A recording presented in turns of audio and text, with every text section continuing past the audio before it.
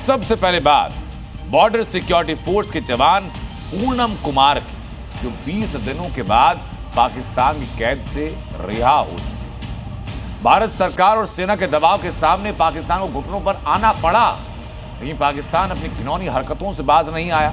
जब बीएसएफ के जवान पूनम कुमार पाक रेंजर के कब्जे में थे, तभी पाकिस्तान ने एक घिनौनी साजिश रची और ये साजिश बीएसएफ जवान के बदले आतंकी यासीन मलिक को छुड़वाने।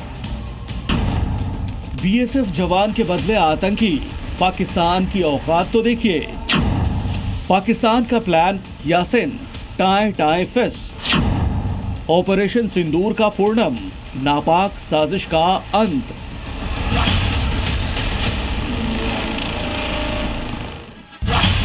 भारत ने एक बार फिर अपनी ताकत पाकिस्तान को दिखा दी। याद कीजिए 1 मार्च 2019 की वो रात, जब पाकिस्तान ने बालाकोट एयर स्ट्राइक में शामिल भारत के विंग कमांडर अभिनंदन को सम्मान के साथ रिहा किया था। भारत की अग्रेसिव अप्रोच और अंतर्राष्ट्रीय मंचों पर मजबूत दावे ने पाकिस्तान को 48 घंटे में घुटनों पर ला दिया और अब 14 मई यानी आज एक बार फिर भारत की आक्रामक कूटनीति और मिलिट्री प्रेशर ने पाकिस्तान को झुकने पर मजबूर कर दिया और बीएसएफ जवान पूनम कुमार को रिहा कर दिया। भारत जब जब डंके की चोट पर कहता है, तब तब पाकिस्तान को झुकना ही पड़ता है। जब से पाकिस्तान ने भारत के वीर जवान बीएसएफ कांस्टेबल पूनम कुमार को अपनी हिरासत में लिया था, तब से उस पर भारत का भारी दबाव था। लगातार कूटनीतिक घेराबंदी और सख्त संदेश के बाद आखिरकार पाकिस्तान सरेंडर कर गया। बीएसएफ के पूनम कुमार अब भारत की सरजमी पर लौट चुके हैं, एकदम सुरक्षित और सम्मान के साथ। ये भारत के दबाव का नतीजा है, ये भारत की धमक का असर है। ये पाकिस्तान पर भारत की एक और जीत है। पूनम कुमार 23 अप्रैल को फिरोजपुर सेक्टर में ऑपरेशनल ड्यूटी के दौरान गलती से पाकिस्तान चले गए थे। इसके बाद उन्हें पाकिस्तानी रेंजर्स ने हिरासत में ले लिया था। दोनों देशों के बीच डीजीएमओ लेवल की बातचीत हुई, सीमा पार कड़ा संदेश दिया गया और फिर सुबह 10:30 बजे पूनम अटारी वाघा बॉर्डर से भारत लौट आए, जिसके बाद उनके परिवार में जश्न का माहौल है। देखिए, पूनम जो है हम लोगों के लिए खुशी की खबर है। आज इतनी खुशी है हम लोगों के पास कि हम लोग इसका माने व्याख्या नहीं कर सकते हैं। हम लोग जो है बहुत ही खुशी की बात है कि हम लोग के घर का लड़का, रिसड़ा का लड़का, हम लोग के परिवार का लड़का, हम लोगों के जो है बंगाल का लड़का, जो है देश का एक जवान, बीएसएफ जवान, जिसको पाकिस्तान में जो ने बंदी बना के रखा था, आज उसकी वतन वापसी हुई है। बीएसएफ जवान पूनम की रिहाई से पाकिस्तान का नापाक प्लान फेल हो गया। जिस यासीन मलिक ने कश्मीर की वादियों को लहूलुहान किया, जिसने आतंक का बीज बोया, उसी को बचाने के लिए पाकिस्तान ने रची थी एक खौफनाक साजिश। बीएसएफ जवान को अपनी कैद में रखने के बाद पाकिस्तान ने एक घिनौनी डील की कोशिश शुरू कर दी। यह है यासीन मलिक की पत्नी मुशाल मलिक, जिसने एक पाकिस्तानी चैनल पर खुलेआम कहा कि पाकिस्तान को पूनम के बदले यासीन की रिहाई की मांग करनी चाहिए। यासीन की बीवी मुशाल मलिक, जो खुद को एक पीस एक्टिविस्ट कहती है, असल में वो पाकिस्तानी प्रोपेगेंडा मशीन का मुखौटा है, जिसकी आड़ में पाकिस्तान ने एक खूंखार आतंकवादी की रिहाई के लिए भारतीय सैनिक को मोहरा बनाना चाहा। लेकिन भारत की तरफ से पाकिस्तान को यह साफ कर दिया गया कि यासीन मलिक को न रिहा किया जाएगा, न ही माफ। भारत ने यह भी एकदम क्लियर किया कि पूनम को कुछ हुआ तो अंजाम की जिम्मेदारी पाकिस्तान पर होगी और नतीजा ये हुआ कि पाकिस्तान की ढिग्गी बन गई। उसे घुटनों पर आकर पूनम कुमार को रिहा करना पड़ा। ब्यूरो रिपोर्ट, जी मीडिया। अब यासीन मलिक को बहुत से लोग पहचानते भी होंगे और कुछ ऐसे भी लोग होंगे जिनकी याददाश्त को ताजा करना पड़ेगा। बताता हूं मैं आपको कि आतंकी यासीन मलिक कौन है, यासीन मलिक पर आरोप क्यों है, ये जानना बहुत जरूरी है। 1990 का दशक, वायुसेना के 4 कर्मियों की हत्या करने का आरोप यासीन मलिक पर, कश्मीरी पंडितों के खिलाफ हिंसा करने का आरोप यासीन मलिक पर, टेरर फंडिंग में शामिल रहने का आरोप यासीन मलिक पर, कश्मीर में पत्थरबाजी हो, कश्मीर में हिंसा हो, बढ़ावा देना, यह आरोप यासीन मलिक पर, हाफिज सईद से सीधे डायरेक्ट संबंध होने, ऑपरेशन में इन्वॉल्व रहने का संबंध का आरोप यासीन मलिक पर। आजीवन कारावास की सजा इन्हीं आरोपों के चलते यासीन मलिक को मिली है और दिल्ली की तिहाड़ जेल में इस वक्त यासीन मलिक बंद है। पाकिस्तान की एक और साजिश को बेनकाब किया। कश्मीर में लश्कर के भेजे गए आतंकवादियों को कल सुरक्षा बलों ने खत्म किया था, लेकिन आज उनकी आर्म्स फैक्ट्री का खुलासा हुआ। लश्कर के इन आतंकवादियों के पास से जो हथियार बरामद हुए उन्हें आप देखेंगे तो आपके होश उड़ जाएंगे। ऑपरेशन सिंदूर के बाद ये भारत की एक और बड़ी कामयाबी के सबूत है। भारतीय सेना ने पहले सीमा पार आतंकिस्तान को धूल चटाया और फिर कल घाटी में लश्कर के 3 बड़े आतंकियों को ढेर कर दिया। इस नापाक साजिश को नाकाम करने के बाद आतंकियों के पास से हथियारों का बड़ा जखीरा भी बरामद किया गया। ये तमाम साजो सामान उन्हीं 3 आतंकियों के पास से बरामद हुए हैं जिन्हें कल शोपियां में सेना और सुरक्षा बल के जवानों ने ढेर कर दिया था। ये एमुनिशन, आर्म्स एमुनिशन जो कल केलर में मिला है, ये देखिए AK-47 की राइफल की ये जो है बुलेट्स है जो करीबन 200 के करीब रिकवर की गई है यहाँ से, ये देख रहे हैं। और यहाँ पर आप देखिए ये AK-47 की मैगजीन है जो 10 मैगजीन है जो रिकवर की गई है। ये ग्रेनेड, चाइनीज ग्रेनेड है ये जो 3 रिकवर किए गए हैं। शाहिद कुटे का आई कार्ड है और ये कुछ वायर्स हैं जो फ़ोन चार्जिंग या और ये बैटरी बैंक। इसके अलावा कैश जो है वो करीबन 7 से 8 हज़ार का कैश है। और ये देखिए आप ये AK-47 राइफल्स 2 है जो 2 मिली हैं। मारे गए आतंकियों के पास से AK-47 rifle, 4 magazine, 3 hand grenade और काफी कैश भी बरामद हुआ है। इस बारूदी जखीरे को देखकर अंदाजा लगाया जा सकता है कि पाकिस्तान के सपोर्ट पर हिंदुस्तान में डिपोर्ट किए गए ये दहशतगर्द कितनी खूंखार प्लानिंग के साथ घाटी में मौजूद थे। गनीमत रही कि सुरक्षा बलों ने उन्हें एक और नापाक साजिश को अंजाम देने से पहले ही ढेर कर दिया। शोपिया के केलर में मारे गए आतंकियों में सबसे बड़ा नाम शाहिद कुट्टे का है, जो शोपिया के चोटीपुरा का ही रहने वाला है और आतंकी संगठन लश्कर ए तैयबा के प्रॉक्सी ग्रुप TRF का बड़ा कमांडर था। दूसरे आतंकी का नाम है अदनान शफी, ये भी शोपिया के वंडूना का रहने वाला था। ये भी आतंकी संगठन लश्कर से जुड़ा था। जबकि तीसरे आतंकी की पहचान एहसान उल हक के तौर पर हुई है जो पुलवामा के मूरन का था। एक तरफ पाकिस्तान के भेजे दहशतगर्दों को जहन्नुम भेजा जा रहा है तो दूसरी तरफ पाकिस्तान की तरफ से फायर किए गए बम और गोलों को भी उनके अंजाम तक पहुंचाया जा रहा है। ये तस्वीरें जम्मू के राजौरी और पलावला की है। राजौरी में मिले पाकिस्तानी तोप के गोले को सेना ने नष्ट कर दिया तो वहीं पलावला में सर्च ऑपरेशन के दौरान मिले जिंदा बम को डिफ्यूज किया गया।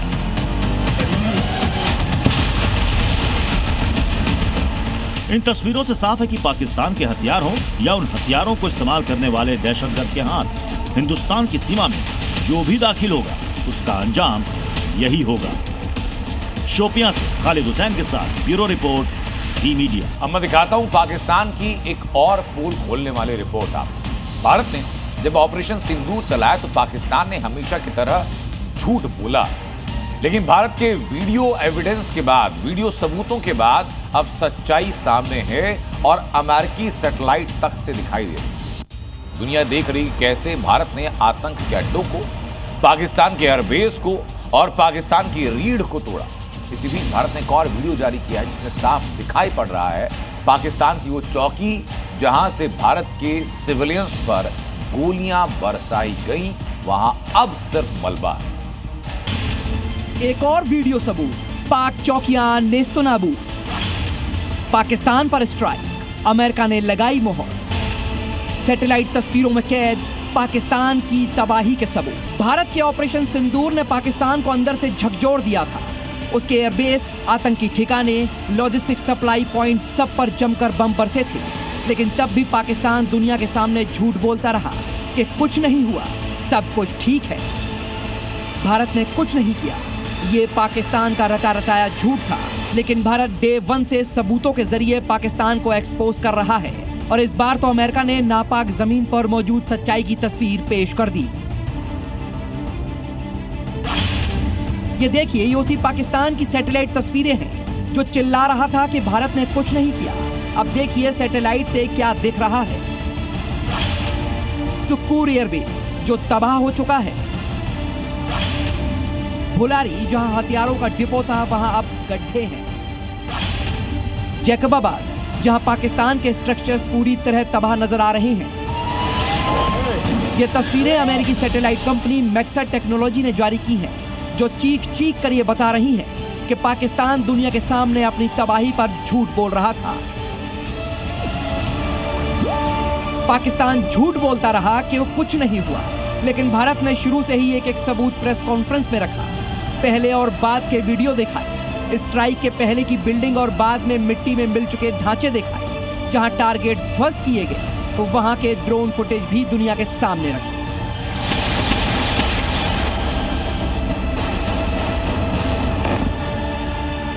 और अब अमेरिका की निजी कंपनी की तस्वीरों ने इस स्ट्राइक की पुष्टि कर दी है। मतलब अब न पाकिस्तान के पास बहाने हैं और न ही झूठ बोलने का कोई नया तरीका। ऑपरेशन सिंदूर ने पाकिस्तान की जड़ें हिला दी। इसका एक और लेटेस्ट वीडियो सबूत सामने आया। ताजा वीडियो में साफ देखा जा सकता है कि कैसे भारत की सेना ने पाकिस्तान की उन पोस्टों को मटिया मेट कर दिया जहां से भारतीय सिविलियंस इलाकों पर गोलीबारी की गई थी। पाकिस्तान ने जब जब निहत्थे भारतीय नागरिकों को निशाना बनाने की कायराना हरकत की, भारत ने हर बार दुगनी ताकत से जवाब दिया। वीडियो में देखा जा सकता है वो सिर्फ तोपों और बारूद का धमाका नहीं है, ये पाकिस्तान की नीयत पर तमाचा है। पाकिस्तान की पोस्टें जो कभी गोलाबारी और साजिशों का अड्डा थी, अब वहां सिर्फ राख और मलबा है। ऑपरेशन सिंदूर एक ऐसा ऑपरेशन था जिसमें पाकिस्तान को उसके घर में घुसकर मारा गया, जिसके बाद पाकिस्तान का ही मुंह दिखाने लायक नहीं बचा। दुनिया के सामने साफ हो चुका है कि पाकिस्तान अगर सीमा पार से साजिशें रचाएगा तो घर में घुसकर मारा जाएगा। ब्यूरो रिपोर्ट, जी मीडिया।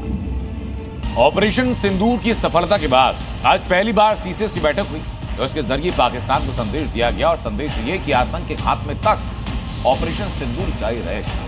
ये साफ किया गया कि अभी बॉर्डर से सेना लौटेगी नहीं, और पाकिस्तान अगर कोई हरकत करता है तो सेना को पलटवार करने की खुली छूट है।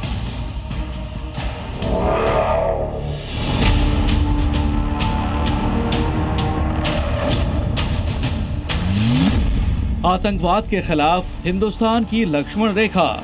भारत का मत एकदम स्पष्ट है। टेरर और टॉक एक साथ नहीं हो सकते। ट्रिपल स्ट्राइक से पाकिस्तान पस्त हो गया। टेरर और ट्रेड एक साथ नहीं चल सकते। सीसीएस की बैठक, पाकिस्तान को क्लियर मैसेज। पानी और खून भी एक साथ नहीं बह सकता। एक तरफ पाकिस्तान सन्नाटे में है। पहले तो हिंदुस्तान पर जीत का झूठा जश्न मनाया, लेकिन जब हकीकत समझ में आई तो दुनिया भर में खिल्ली उड़ने लगी। तब से पाकिस्तान सदमे में है। लेकिन हिंदुस्तान में ऑपरेशन सिंदूर का विजयी जुलूस निकाला जा रहा है।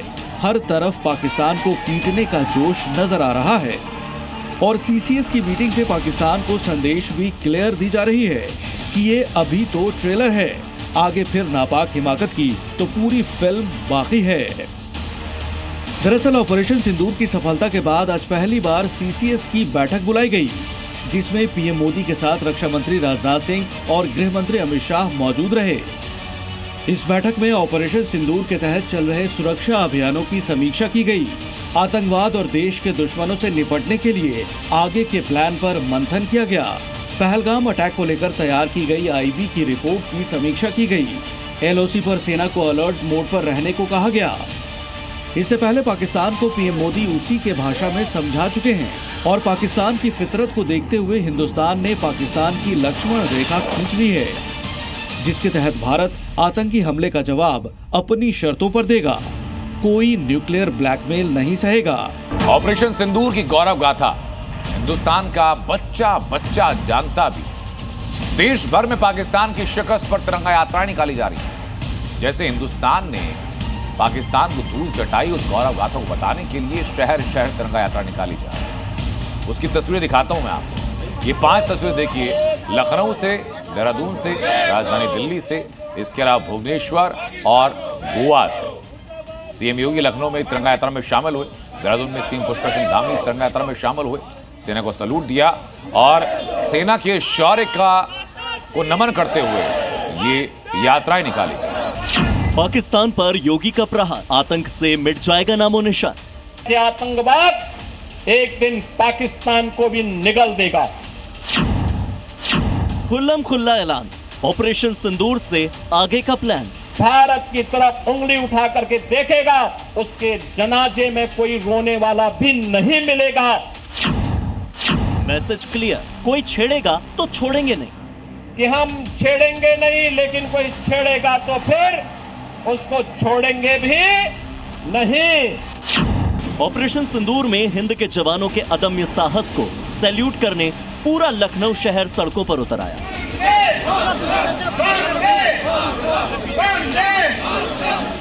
सभी के हाथों में तिरंगा, जुबान पर भारत माता की जय के जयकारे और आंखों में पाकिस्तान पर जीत की चमक दिखाई दे रही थी।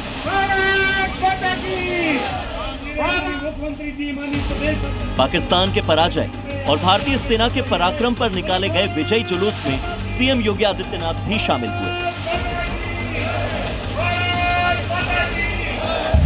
इस दौरान योगी आदित्यनाथ ने हिंद के जवानों की प्रशंसा की तो उसी मंच से पाकिस्तान को सख्त संदेश भी दिया कि अगर हिंदुस्तान को छेड़ा तो फिर छोड़ेंगे नहीं, और अगर पाकिस्तान अब भी नहीं सुधरा तो जिस आतंकवाद के सहारे वो अपनी ताकत बढ़ाना चाहता है, वही आतंकवाद उसे कहीं का नहीं छोड़ेगा। भारत के बहादुर जवानों ने, चाहे वो वायुसेना रही हो, थल सेना रही हो या नौसेना रही हो, इन सभी जवानों ने जिस मजबूती के साथ उसका जवाब दिया, दुनिया को संदेश भी दिया कि हम छेड़ेंगे नहीं, लेकिन कोई छेड़ेगा तो फिर उसको छोड़ेंगे भी नहीं। और भारत ने वह करके दिखाया है। पाकिस्तान ने इन 75 वर्षों में दुनिया के सामने केवल आतंकवाद के बीज बोए हैं, और पाकिस्तान ने अपनी विफलता की ही कहानी दुनिया को बताई है। बहनों और भाइयों, पाकिस्तान की विफलता, आतंकवाद को उसके द्वारा दिए जा रहे प्रश्रय और यह आतंकवाद को उसके द्वारा दिए गए प्रश्रय इस बात को साबित करता है कि आतंकवाद एक दिन पाकिस्तान को भी निगल देगा। मैसेज लाउड एंड क्लियर है।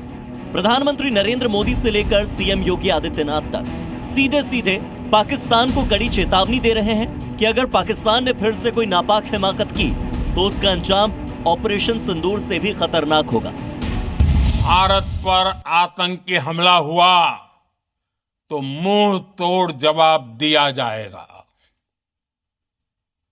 हम अपने तरीके से, अपनी शर्तों पर जवाब देकर रहेंगे।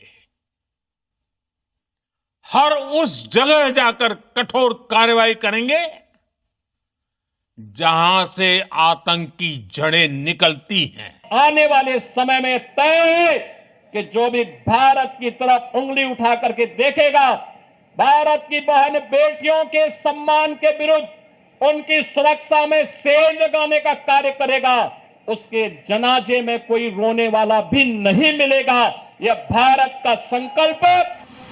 दरअसल हिंदुस्तान ने ऑपरेशन सिंदूर के जरिए साफ कर दिया कि अगर अब कोई भी आतंकी हमला हुआ तो इसे एक्ट ऑफ वॉर माना जाएगा। और ये बात पाकिस्तान भी बखूबी जानता है कि अब हिंदुस्तान के खिलाफ उठाया गया उसका एक भी कदम उसके खात्मे की ओर उसे ले जाएगा, क्योंकि पहलगाम अटैक के बाद हिंदुस्तान ने ऑपरेशन सिंदूर के जरिए पाकिस्तान में आतंक के 9 अड्डों को ध्वस्त कर दिया, पाकिस्तान के 100 आतंकियों को मौत के घाट उतार दिया और पाकिस्तानी सेना के 13 सैन्य ठिकानों को तबाह कर दिया। ऑपरेशन सिंदूर के जरिए भारतीय सेना ने पाकिस्तान पर ऐसा कड़ा प्रहार किया कि उसकी सारी हेकड़ी निकल गई। और तो और हिंदुस्तान ने इस जवाबी कार्रवाई के बाद पाकिस्तान को साफ चेतावनी भी दे दी है कि अगर अब भी नहीं सुधरे तो ये याद रहे कि ऑपरेशन सिंदूर अभी खत्म नहीं हुआ है। ब्यूरो रिपोर्ट, जी मीडिया। ऑपरेशन सिंदूर में पाकिस्तान को धूल चटाने के बाद अब भारत का अगला मिशन है ऑपरेशन पीओके। टीम मोदी ने साफ किया कि पाकिस्तान से बात कश्मीर पर नहीं बल्कि पाक ऑक्युपाइड कश्मीर पर होगी। और उसके बाद विदेश मंत्रालय ने भी साफ कहा कि पीओके पर किसी भी तरह की मध्यस्थता भारत को मंजूर नहीं और पाकिस्तान को पीओके खाली करना ही होगा।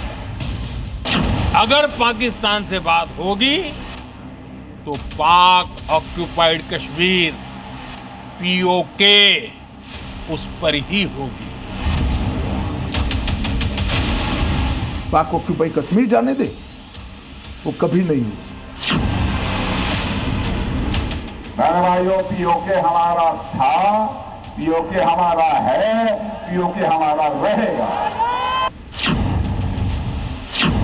पाकिस्तान को ऑपरेशन सिंदूर के तहत दिन में तारे दिखाने के बाद अब भारत का सीधा संदेश है कि पाकिस्तान पीओके खाली करो।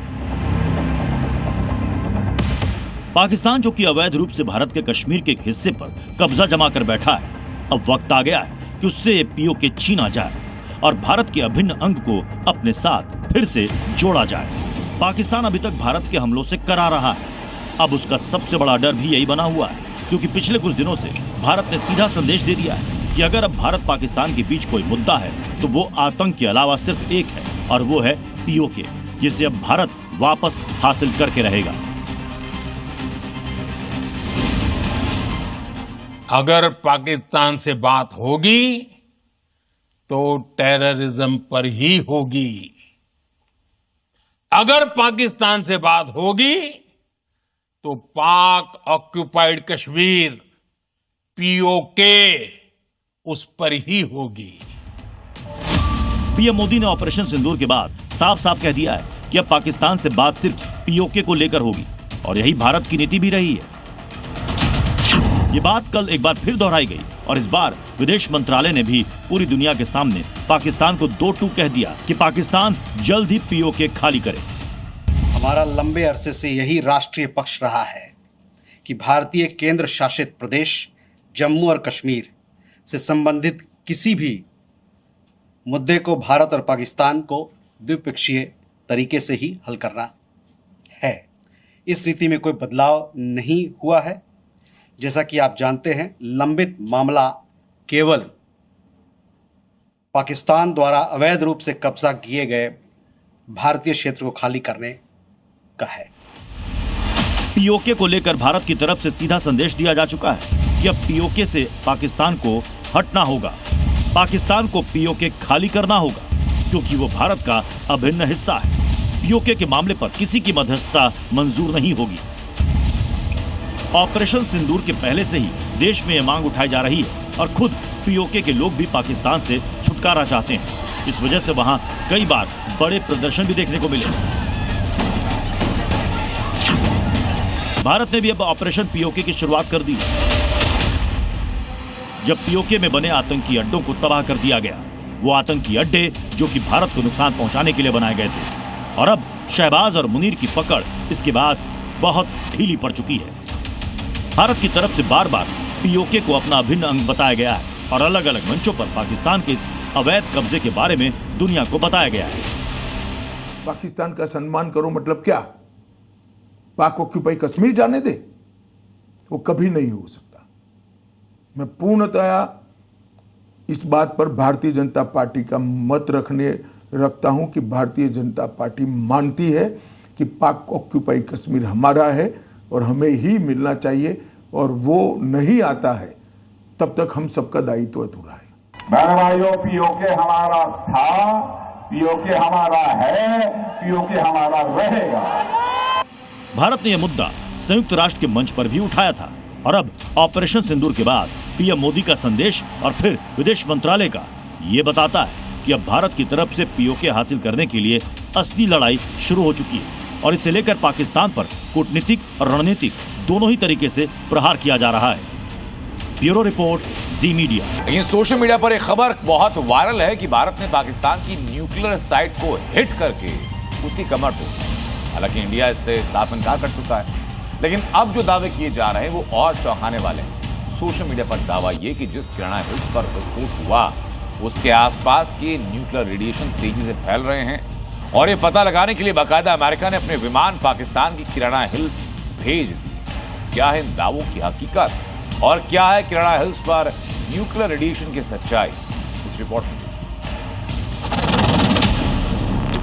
किराना हिल्स में क्या हुआ, पूरी पहाड़ी धुआं धुआं, ब्लास्ट, न्यूक्लियर रेडिएशन और धुएं की मिस्ट्री। पाकिस्तान में वायरल न्यूक्लियर लीकेज का सच क्या? इन तस्वीरों को गौर से देखिए।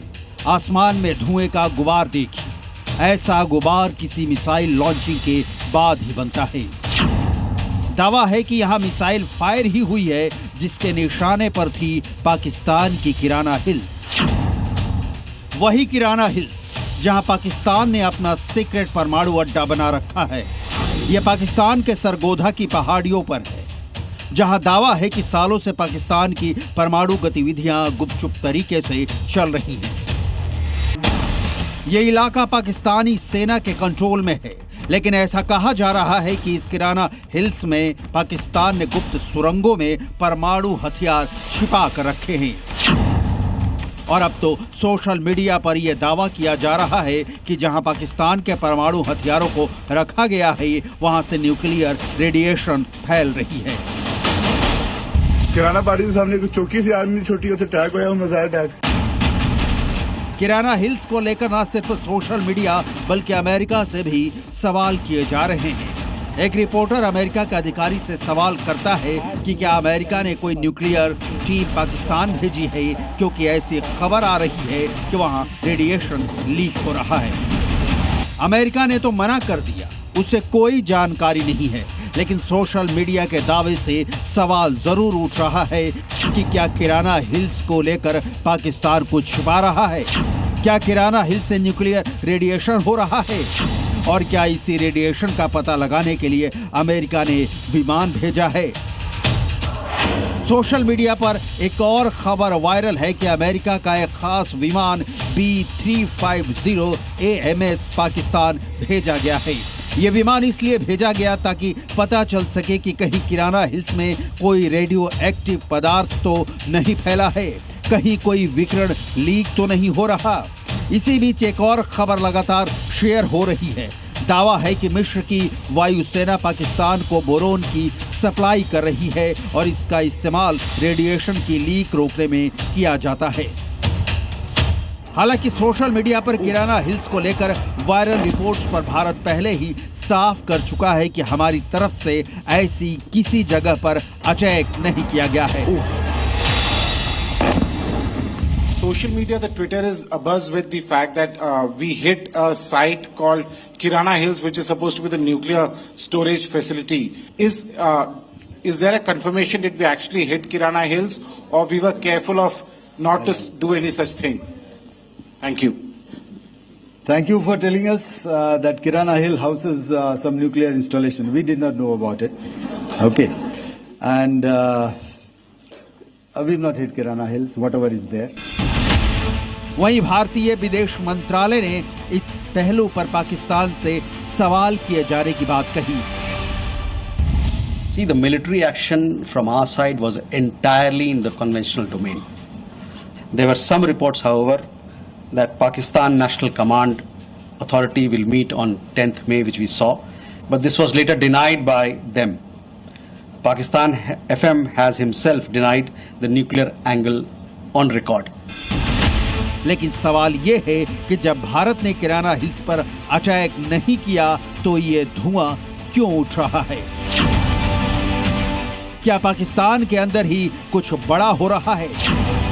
क्या पाकिस्तान किराना हिल्स को एक बार फिर से न्यूक्लियर लॉन्च पैड के तौर पर इस्तेमाल करने की नापाक साजिश रच रहा है? ब्यूरो रिपोर्ट, जी मीडिया। सिंदूर में विजय मिली, अब देश में तुर्की और अजरबैजान के खिलाफ आवाज उठ रही है, और ऐसा इसलिए क्योंकि भारत के पलटवार के दौरान इन दोनों देशों ने खुलकर पाकिस्तान का साथ दिया था। तुर्की ने बाकायदा पाकिस्तान को हथियार दिए, ड्रोन सप्लाई किए, जिसके बाद भारत में इन दोनों देशों से हर तरह का रिश्ता खत्म करने की मांग की जा रही है। भारत के गद्दार पर ट्रेड वार।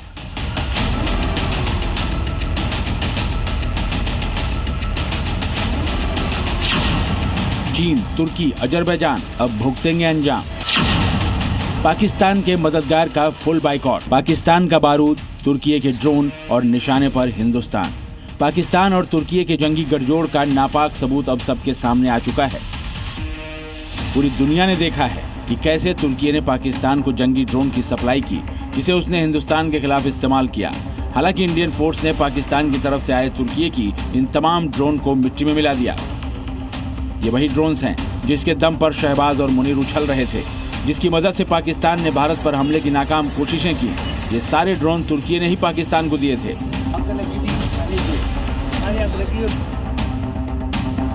हालांकि तुर्की को बुरे वक्त में भारत ने दिल खोलकर मदद की थी। तुर्की में आए भूकंप के बाद भारत ने उसकी मदद के लिए ऑपरेशन दोस्त चलाया था, लेकिन तुर्की ने दोस्त की ही पीठ में छुरा घोंपकर पाकिस्तान का साथ दिया। सिर्फ तुर्की ही नहीं, पाकिस्तान का साथ देने वाले मुल्कों में अजरबैजान और चीन भी शामिल थे। चीन ने भी अपने कई हथियार पाकिस्तान को दिए थे। मगर अब हिंदुस्तान के दुश्मन देशों को पता चल जाएगा कि आतंक का साथ देने का अंजाम क्या होता है, क्योंकि अब भारत की आवाम ने इन देशों के खिलाफ ट्रेड वॉर शुरू कर दिया है। जब तक मतलब सहयोग नहीं करती है टर्की और पाकिस्तान का सपोर्ट करता है, तब तक हम टर्की से इंपोर्ट होने वाले माल को बंद करने के फिराक में रहेंगे। एशिया की सबसे बड़ी मार्बल मंडी उदयपुर ने तुर्की के मार्बल को नो कह दिया है, यानी उदयपुर के व्यापारी अब तुर्की से मार्बल आयात नहीं करेंगे। अगर अकेले मार्बल के व्यापार की बात की जाए तो भारत हर साल तुर्की से करीब 14 लाख टन मार्बल आयात करता है, जिसमें से 5,000 करोड़ रुपए का व्यापार अकेले उदयपुर में होता है। लेकिन अब ये व्यापार नहीं होगा, जिसका नुकसान तुर्की को उठाना ही पड़ेगा। उदयपुर मार्बल प्रोसेसर समिति के सभी सदस्यों ने सर्वसम्मति से ये निर्णय लिया है कि जो टर्की से जो भी आयातित मार्बल भारत के अंदर आता है, उसके अंदर उदयपुर और उदयपुर के आसपास के एरिया में पूर्ण तरह से रोक लगा दी जाए। तो वहीं भारत के सेब व्यापारियों ने भी आतंकिस्तान की मदद करने वाले तुर्की को सबक सिखाने की ठान ली है। पुणे के व्यापारियों ने तुर्की से सेब न खरीदने का फैसला किया है। अब ये सेब व्यापारी हिमाचल प्रदेश, उत्तराखंड के अलावा ईरान से ही सेब खरीद रहे हैं। जो अभी हाल की कंडीशन में भारत और पाकिस्तान में युद्ध हुआ है, उसमें टर्की ने ओपन सपोर्ट पाकिस्तान को किया है, जो हमारे देश के हित में नहीं है। हम उसका पूरा विरोध करते हैं। हिमाचल के सेब व्यापारी भी सरकार से तुर्की से आने वाले सेब को बैन करने की मांग कर रहे हैं। इधर ट्रैवल एजेंसियों ने भी हिंदुस्तान के गद्दारों के खिलाफ बाइकआउट मुहिम का समर्थन किया है। तुर्की और अजरबैजान न जाने की अपील की गई है, जिसका असर दिखने भी लगा है। तुर्की जाने का प्लान करने वाले भारतीय अब तेजी से बुकिंग कैंसिल कर रहे हैं, जिससे तुर्की को करारा झटका लगना तय है। आंकड़ों की माने तो 3.3 लाख भारतीय पर्यटक साल 2024 में तुर्की पहुंचे थे, जो साल 2023 से 20.7% ज्यादा था। वहीं अजरबैजान में साल 2023 में भारत से 1,17,302 से भी ज्यादा पर्यटक पहुंचे, जो साल 2022 से लगभग दोगुने थे। साल 2024 में 2,44,000 भारतीयों ने इस देश का दौरा किया था। एक तरफ पाकिस्तान के बलूचिस्तान में बलूच आर्मी पाकिस्तानी फौज को लगातार निशाना बना रही, बलूचिस्तान की आजादी के लिए लड़ रही है, तो दूसरी तरफ बांग्लादेश के चटगांव में हालात वैसे ही बन रहे हैं। यहाँ भी आजादी की लड़ाई तेज है। तो सवाल ये कि क्या बांग्लादेश का चटगांव पाकिस्तान के बलूचिस्तान जैसा बनने वाला है? बांग्लादेश में क्यों भड़की बगावत की आग? क्या चटगांव बनेगा बांग्लादेश का बलूचिस्तान? बांग्लादेश में एक बार फिर बगावत की आग भड़क गई है और इस बार बांग्लादेश के दक्षिण पूर्वी इलाके चटगांव हिल ट्रैक्ट्स में उठते विद्रोह की आवाज अब ढाका की सत्ता के लिए सबसे बड़ी चुनौती बनती जा रही है। जिस तरह पाकिस्तान सालों तक बलूचिस्तान की आवाज को दबाता रहा और आज वहां सशस्त्र आंदोलन शुरू हो चुका है, बलूचिस्तान लिबरेशन आर्मी यानी BLA लगातार पाकिस्तानी फौज को निशाना बना रही है। ठीक उसी राह पर बांग्लादेश का चटगांव भी बढ़ता हुआ दिख रहा है। यूनुस सरकार में कट्टरपंथियों के हावी होने से यहाँ के स्थानीय लोगों ने हथियार उठा लिए हैं। और अब बड़ा सवाल यह है कि क्या चटगांव नया बलूचिस्तान बन जाएगा, क्योंकि अभी जो हालात चटगांव हिल ट्रैक्ट्स यानी CHT के हैं, उसे देखकर तो यही कहा जा सकता है इस सवाल के पीछे और भी कई वजह हैं। चटगांव हिल ट्रैक्ट्स में हिंदुओं पर हमले तेज हो गए हैं। बंगालियों और आदिवासियों के बीच टकराव बढ़ रहा है। चटगांव हिल ट्रैक्ट्स के लिए स्वायत्तता की मांग तेज हो गई है। दरअसल हाल ही में बांग्लादेश के यूनाइटेड पीपुल्स डेमोक्रेटिक फ्रंट और नेशनल कंसेंसस कमीशन की बैठक हुई, जिसमें मिकेल चकमा ने चटगांव हिल ट्रैक्ट्स की आजादी की मांग दोहराई। हालांकि ये मांग दशकों से उठ रही है, लेकिन बांग्लादेशी सरकार ने इसे कभी गंभीरता से नहीं लिया। मगर अब ये विद्रोह चटगांव को भी वैसा ही विद्रोही इलाका बना रहा है जैसा बलूचिस्तान पाकिस्तान के लिए बन गया है। अब ये भी समझना जरूरी है कि आखिर बलूचिस्तान और चटगांव के हालात एक जैसे क्यों हैं। बलूचिस्तान की तरह चटगांव भी खनिज और जैविक संसाधनों से भरपूर इलाका है। दोनों ही क्षेत्रों में स्थानीय आदिवासी आबादी को बाहरी लोगों के जरिए कमजोर किया गया। वहां की संस्कृति, भाषा और पहचान को दबाया गया। बलूचों की तरह ही चकमा, मरमा और जुम्मा समुदायों की पहचान संकट में है। दोनों ही इलाकों में आजादी की मांग को राष्ट्रद्रोह बताकर दबाने की कोशिश की गई। इसके परिणाम दोनों देशों में भयावह हो सकते हैं और समय रहते अगर यूनुस सरकार ने चटगांव के लोगों की आवाज नहीं सुनी तो यहाँ भी बलूचिस्तान की तरह विद्रोह की आग भड़क सकती है और ये बांग्लादेश के लिए वो खतरनाक ज्वालामुखी बन सकता है जो सत्ता के साथ साथ बांग्लादेश की सैन्य ताकत को भी हिलाकर रख देगा। जिस तरह बलूचिस्तान ने पाकिस्तान को सालों से परेशान कर रखा है, उसी तरह चटगांव भी बांग्लादेश के लिए बड़ी चिंता का कारण बन सकता है। ब्यूरो रिपोर्ट, जी मीडिया। तो राजनीति में आज सिर्फ इतना ही। आप बने रहिए जी न्यूज के साथ। नमस्कार।